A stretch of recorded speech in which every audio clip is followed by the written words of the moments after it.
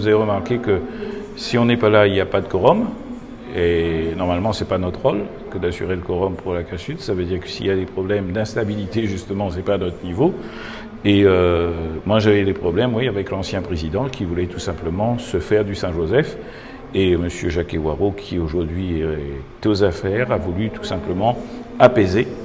Et si l'apaisement s'écrit de cette manière, c'est-à-dire qu'on regarde de manière sérieuse et on respecte la population de Saint-Joseph, bien évidemment, nous sommes à notre place et nous travaillons ensemble.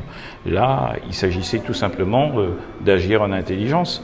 C'est que cette convention-là actait un principe. Saint-Joseph a construit une zone d'activité économique, les terres d'activité du Sud Sauvage, où est implanté un centre commercial, mais aussi d'autres entreprises qui attendent pour pouvoir y être implantées.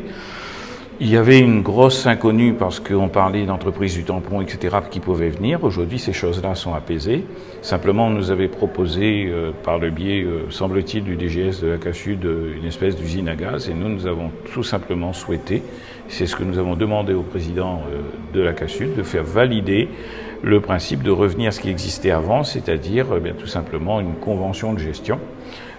Que nous reconnaissions que la CASUD a la compétence que la loi NOTE lui a conférée, mais que dans le même temps, que les choses soient faites en accord avec les territoires. Et à Saint-Joseph, le territoire, c'est nous qui avons la légitimité pour le gérer. Et nous le faisons, je l'ai dit, en bonne intelligence et bonne entente, justement, avec la CASUD et son président.